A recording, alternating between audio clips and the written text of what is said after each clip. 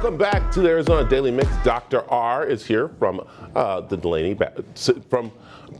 oh my goodness, I do this every time with you, Dr. All right. It's Barnet Dulaney Perkins and Eye Center.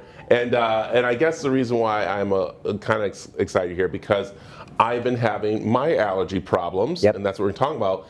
And I have to say, I'm probably one of those people who sits there and reads and looks through and goes, ooh, do I have the coronavirus because my eyes are this way, because someone else's eyes are that way? But you're here to help us out a little bit to kind of, help us, guide us, and get us through this.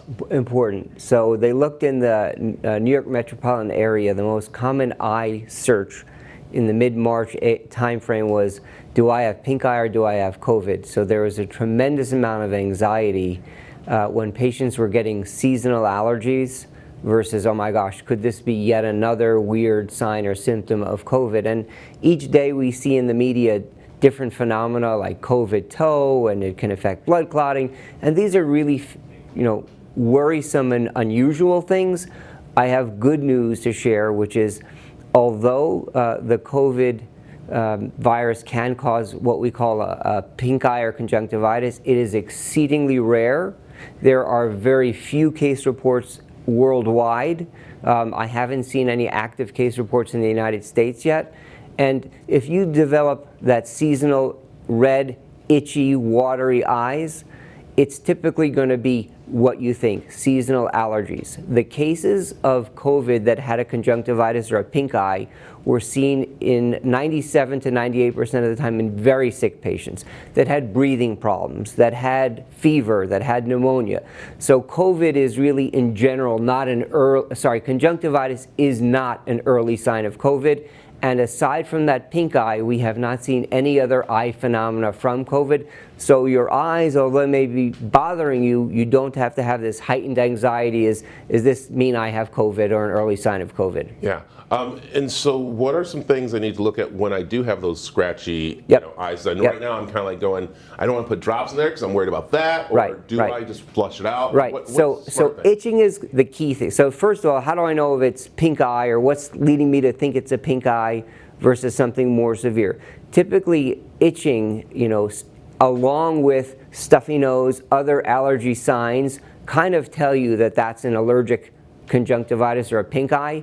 And you want cool compresses, you want preservative-free artificial tears. Those are artificial tears made by many companies that come in a little vial as opposed to a bottle. The ones in the vial have no preservative, so you can use them as frequently as every hour. If you use an artificial tear over the counter that's in a bottle, you want to limit that use to 4 times a day.